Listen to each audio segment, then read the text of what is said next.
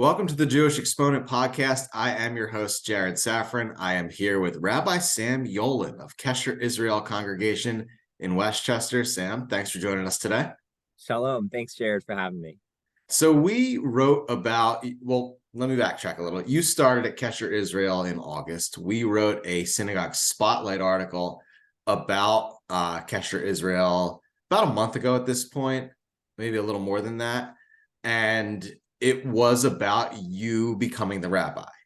And in the process of talking, I discovered that you had a pretty interesting journey to the rabbinate. And that's what I want to have you on to discuss today, because that story was about the synagogue, but we want to go into more your backstory today. Thank you. One of my biggest fears of being a rabbi is that I'm highly unrelatable. So just our conversation before really endeared me to you. And I share my spiritual autobiography with anyone who asks, although it isn't traditional. You know, I grew up in a secular home. My parents were very intentional about the education that me and my three brothers received. I'm one of four boys. They're all engineers. My father's an engineer. My grandfather was an engineer. And at about 16 or 17 years old, I chose to be a finance and economics undergrad at American University. Did you choose finance for a specific reason, or? Yes, I did. At one point in time, I fancied myself, I fancied myself a bond trader, a man of the world. Okay. I wanted to earn as much as I could. There's an actually interesting line in Kabbalah. It says, man wants to control the world until he realizes there are two worlds, the world of the spirit and the world of the physical. And then he wants to control the spiritual world as well, which is mysticism, Kabbalah, and religious studies. Right. So my parents really influenced me to achieve and earn as much as possible. My dad kind of sat me down and said, if you major in finance and economics and accounting, I'll never have to worry about you getting a job. Were they secular Reform Jews, you said? Yeah. That was that's a very secular Reform Jewish mindset, and it makes perfect sense. Totally does. And it's a sign of love. I mean, our parents want us to do the best that we can. I don't hold any contention to that. And I'm sure one day, God permitting, I will, in a similar fashion, crush the dreams of my child, and then also let them choose for themselves how to enact those dreams in a professional career. I hold hope. So they very much inspired me and helped me to visualize myself in the business world, which happened to be right after the housing bubble crisis, 2007 to 2011. So you were in college when that happened? I had just become an undergrad freshman right as the bubble was breaking. Okay. Yeah. And I had all these teachers who were teaching theories that they were like. And you were at American in DC. At American University. Yeah.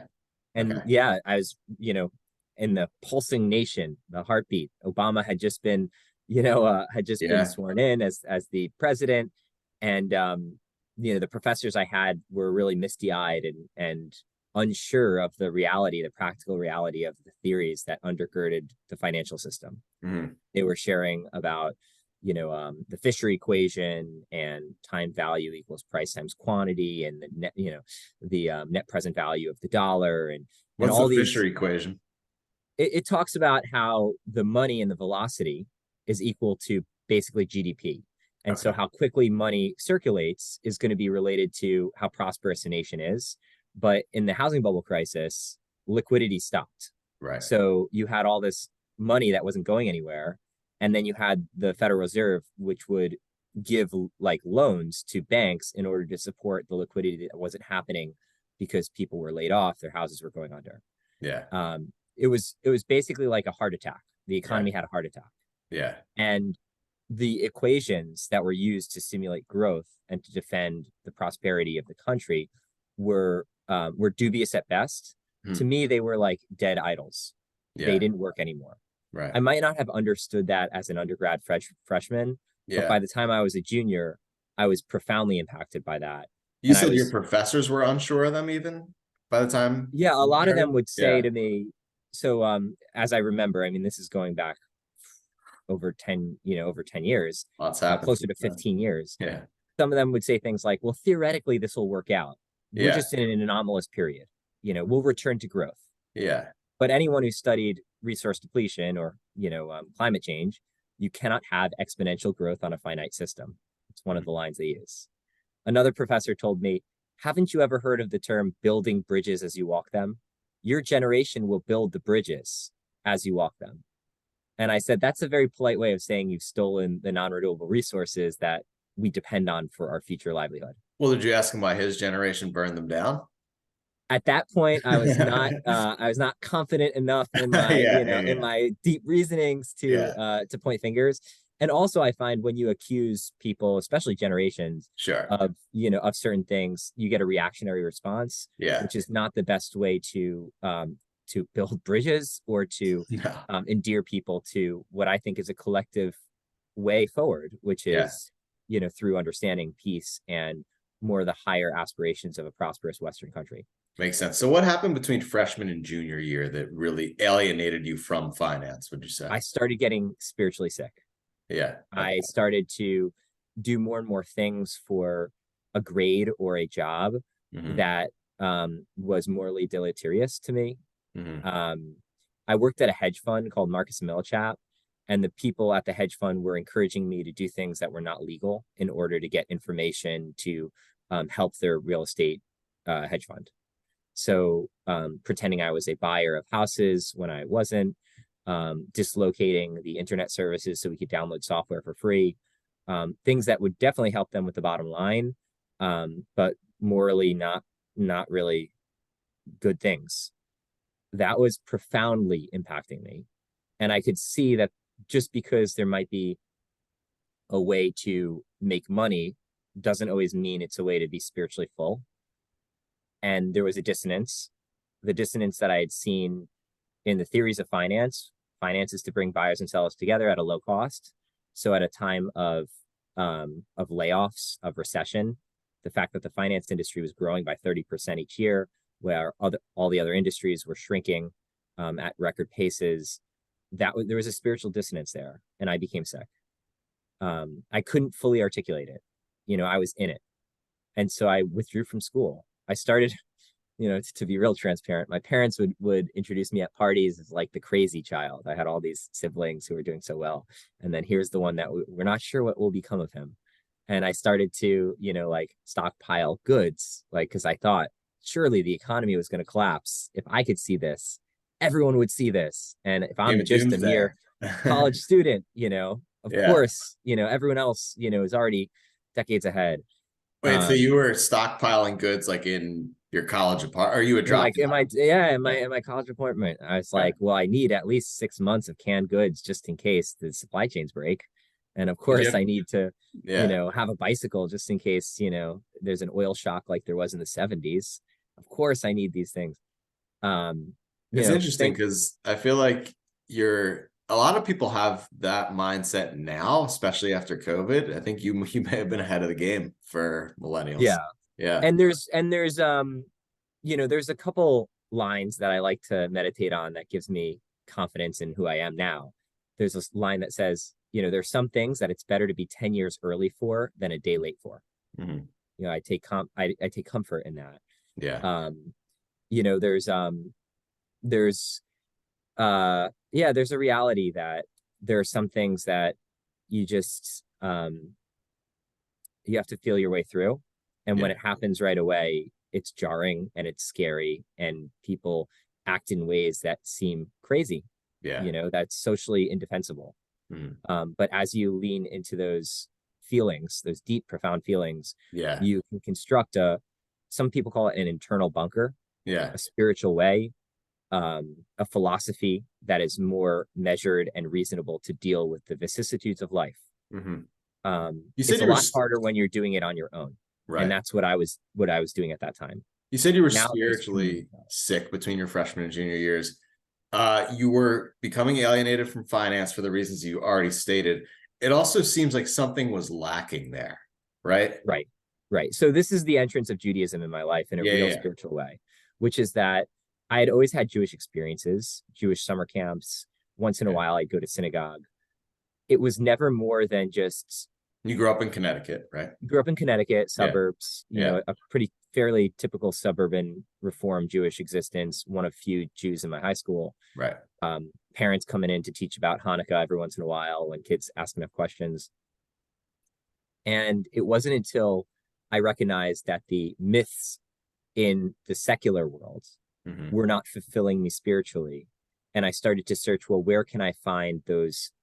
Where can I act out that deeper spiritual impulse? And Judaism, because it's always been around, was where I chose to bring consciously into my life.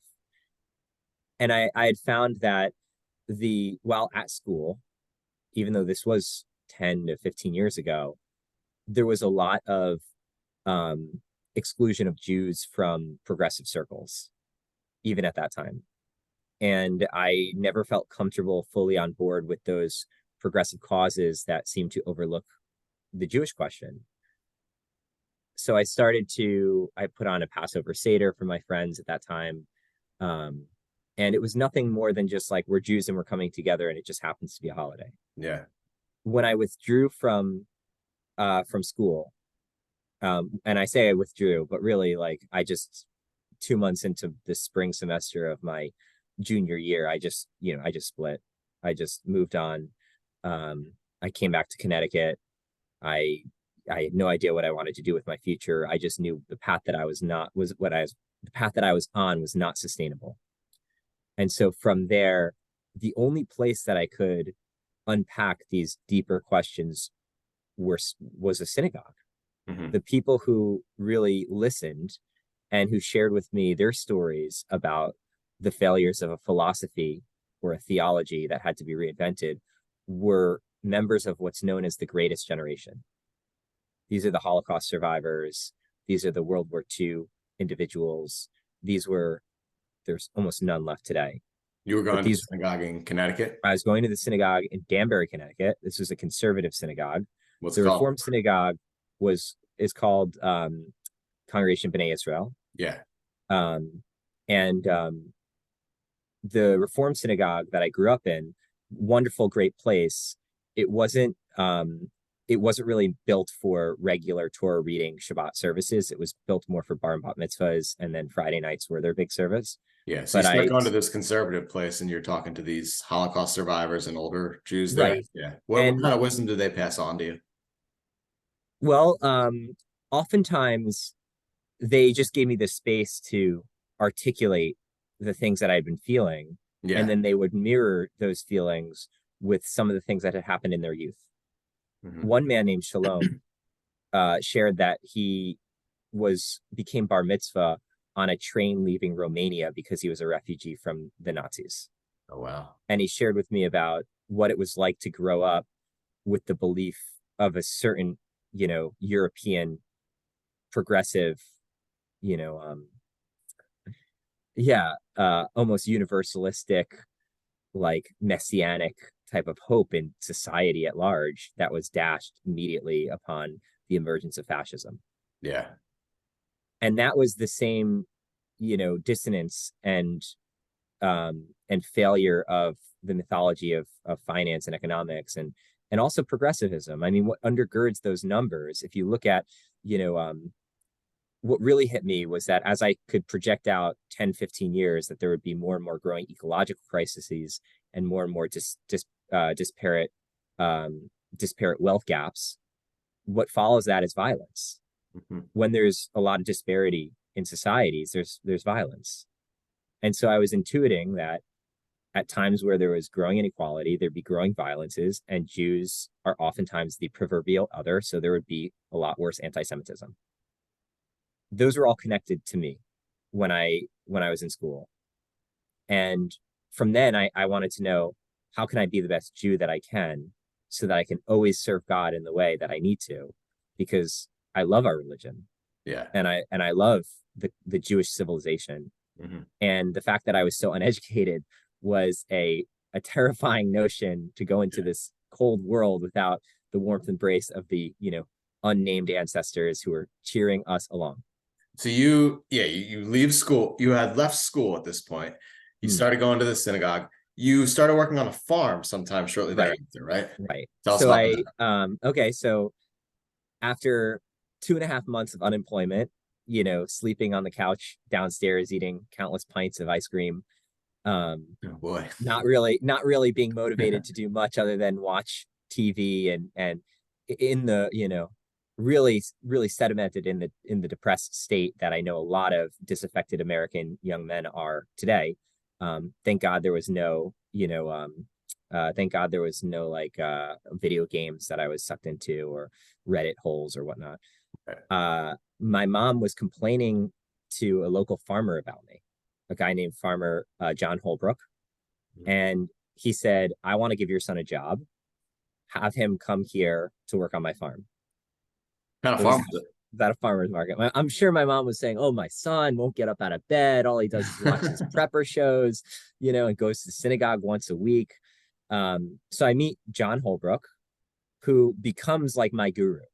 Yeah. Really wonderful Christian man. Yeah. Every once in a while, he'll throw at me a tidbit of wisdom. Like what? And then, so one time he was teaching me how to hoe. He was teaching me how to like pluck all the weeds out of a certain area. The farming term. Right.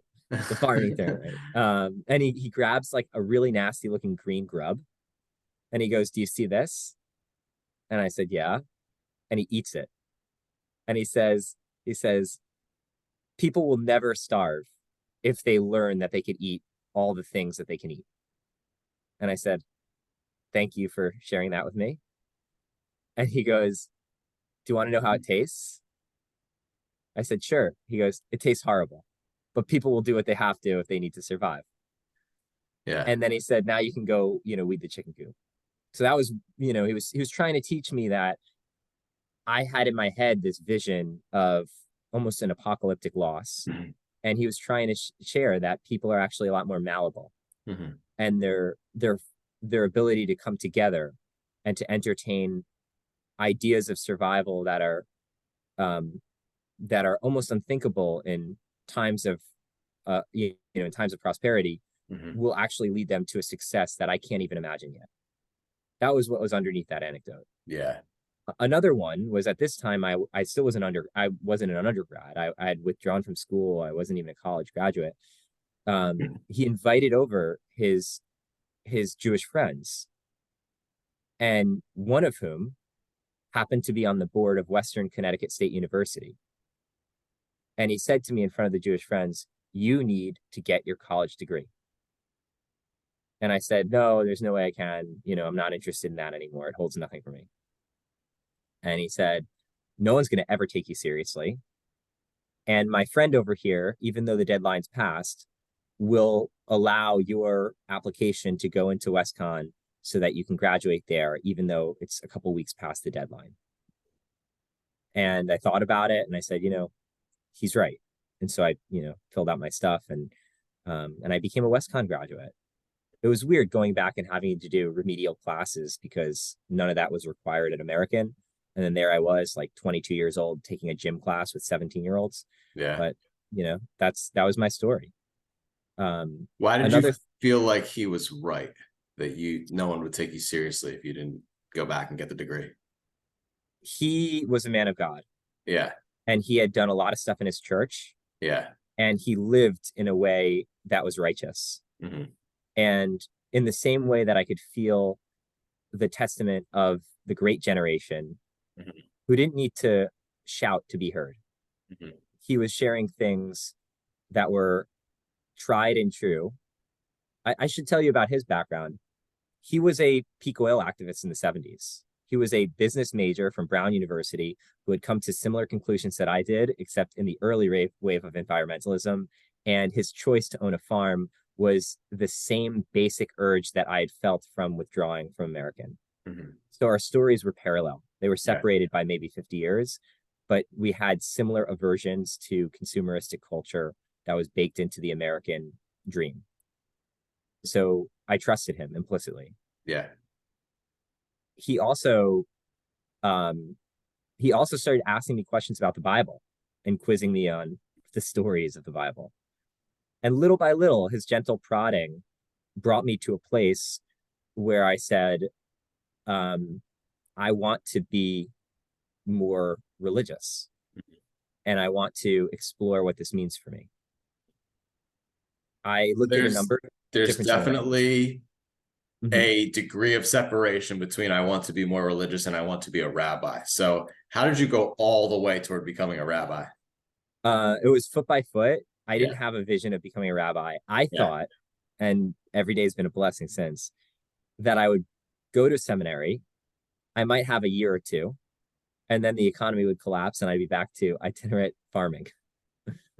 I thought that, as long as my parents would help me hold this vision together, I would be able to achieve some semblance of a religious lifestyle that would keep me through a difficult, famine of spirituality, right. which is what I would sense we're socially and culturally moving towards. How did you get to the point of wanting to go to rabbinical school, though? Did you just keep doing deep reading of the Torah? So that's a really good question. Um, I think oftentimes we are attracted to places that we can be fully seen. Hmm. And at that point, this is 2013, 2012, 2013. I was only able to be fully seen in a couple of environments, Hmm. and not even all seminaries. I remember I interviewed at three different seminaries, and then there was a Baal Teshuvah movement in Israel that I looked at briefly, but I did not like the way that the genders were segregated and the way that there were some traditional institutions being enforced. So I went to the Academy for Jewish Religion, and in all these interview processes, I shared exactly where I was. I was finance and graduate. I have a different opinion about the world, and I need religion in a way that is going to resurrect my spirit so that I can function in this crazy world. And yes, I'd like to be a rabbi one day, but that's not exactly why I'm doing this. I'm doing this for myself.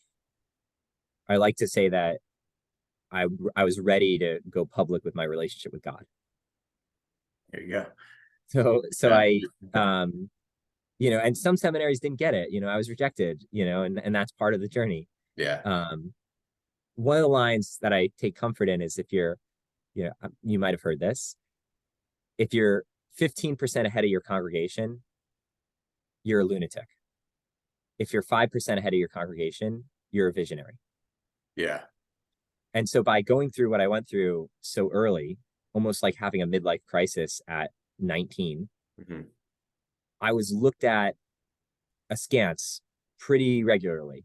I had become inured to these sideways glances, and I just focused solipsistically on what I needed with the hope that one day I would be able to give back. And And you the went to people, the Academy for Jewish Religion in Yonkers, New York. that's right. Why was that the one for you? I had brought myself fully to the interview process. I had Yeah. shared with the spiritual director, Rabbi Jill Hammer, who's Yeah. an incredible educator, and she runs the Kohenet Network, exactly where I was. Hmm. And I just still remember giving my interview to Var Torah, where like all the rabbis around the table kind of looked at each other and they said, like, okay, we could work with this guy. What'd you say? Thank God. Right. Yeah. No, Thank what'd you God. say in the Devar Torah? My Devar Torah, interestingly enough, was next week's Devar Torah. It was about Joseph. Okay. Maybe it was 2 weeks from now. It's Miketz. And it was about how Joseph, in his managerial skills, creates a new currency for the state of Egypt Yeah. in order for the people to be able to save for the 7 years of famine. Yeah. I said a currency is a social construct Hmm. and it's an agreement about values. And so Joseph, maybe he's recognizing that the water tables in Egypt are rising and that there's going to be a crop failure. Or maybe he really is blessed with these divine visions and dreams from God that he can divine. And he chooses to put his whole being on the line to direct the state of Egypt in a renovation of their economy.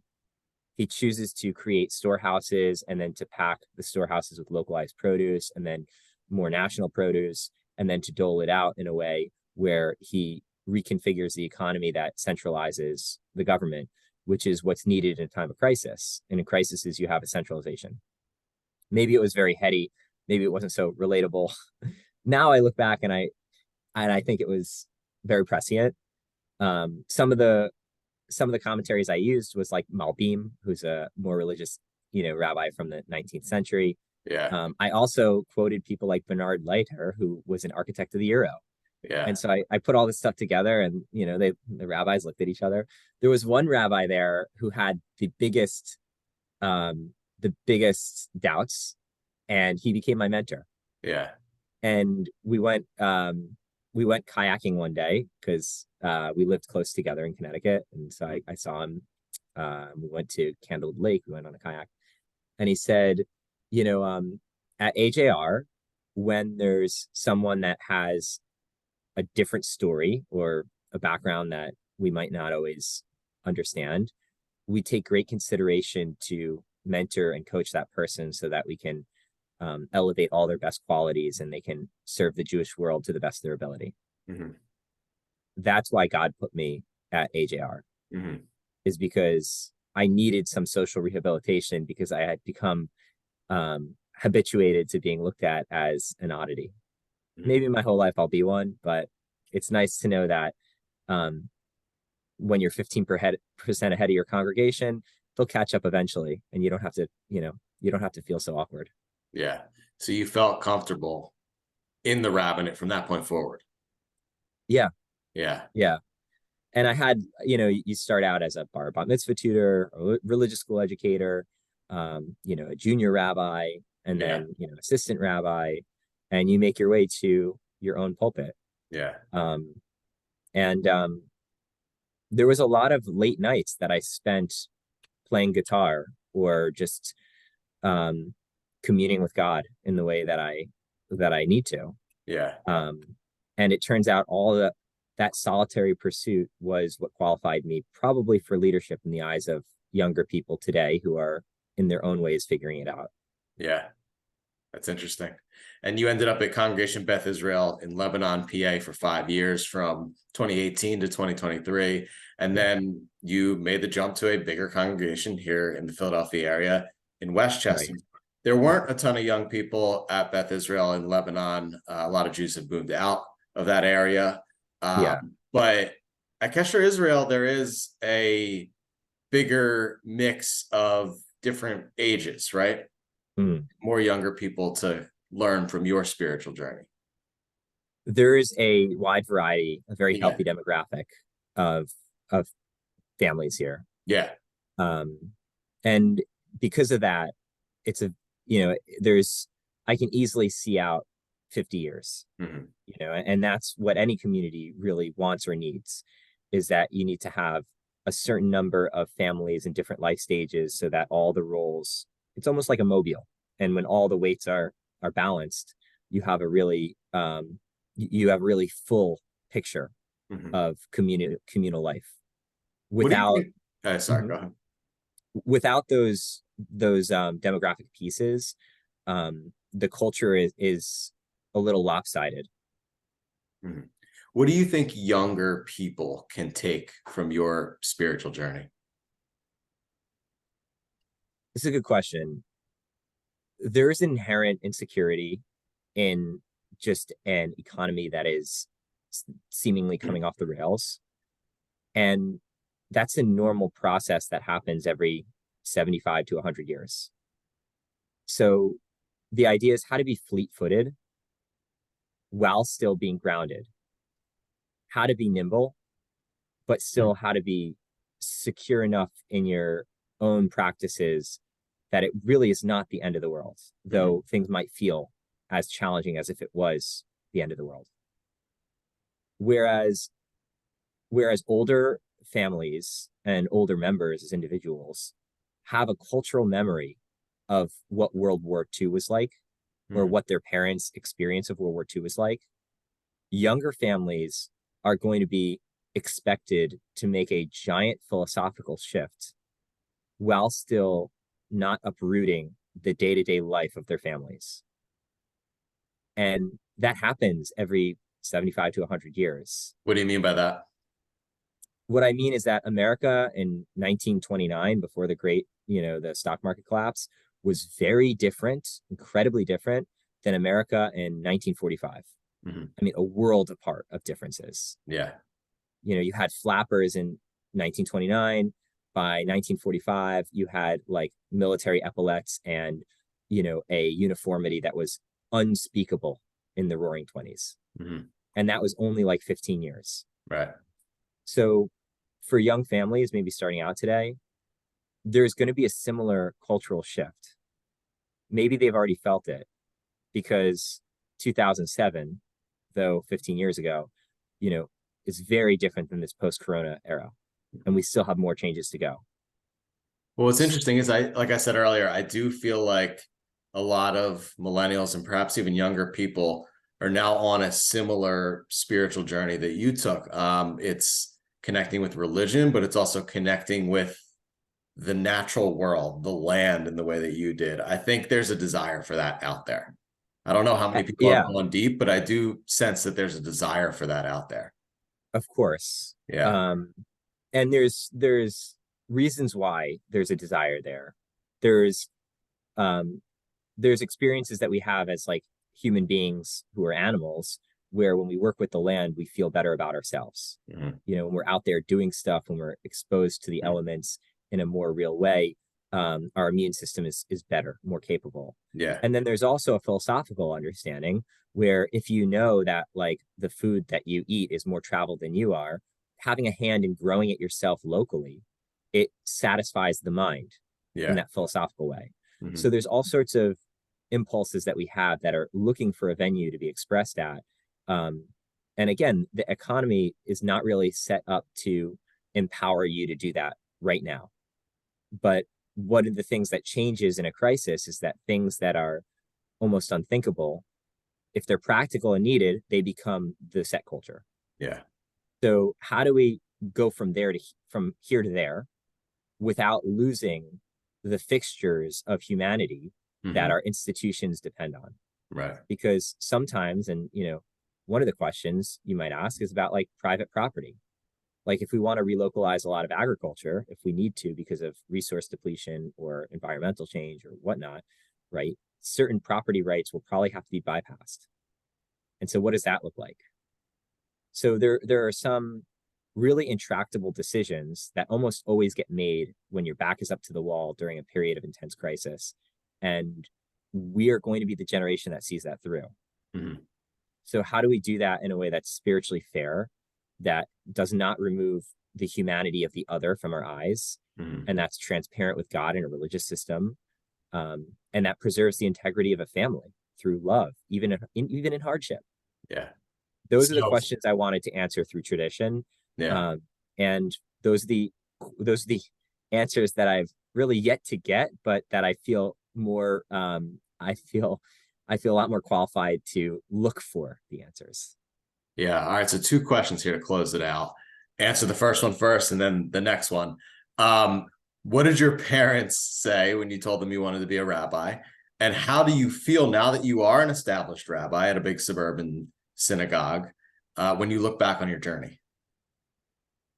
My parents went through waves of like the stages of grief. When I withdrew from school, they said, "Oh, oh no, every family has one child that does this." Then when I constructed a vision of myself as a rabbi, they said, "At least he's not going to run to the woods and live as a farmer. At least he's going to be connected to Judaism and to community." Yeah. Um, and so it was a slow process. And once I started getting the jobs that I was very proud of, they too were incredibly proud and supportive. Yeah. My relationship with my parents is one of the most cherished possessions I own, Mhm. and their support means the world to me. Yeah. But it hasn't always been that way. Yeah. And then I feel like I landed in rabbi heaven, that I can do what I do. Yeah. I don't know too many young people today that can do things that are spiritually meaningful and also financially supportive of them. And every day I get up and I count my lucky stars that I get to be a rabbi, that I get to serve the Jewish people, even in the midst of a really tough time period. Um, I've been able to make my relationship with God public and inspire others through my candor and my, you know, just my genuine desire to serve. Yeah. So, anytime I make music, anytime I read Torah, anytime I visit someone in a situation that feels tight. I bring this great expanse of love of Judaism, Yiddishkeit, and God. And I'm blessed. I get to make light, and the darker it is out there, the more needed that light is. Yeah. So yeah, I can't count nearly as high as the blessings I've been bestowed by God. I think that's a good note to end on. Sam Yolen, thanks for joining us. Thank you, Jared.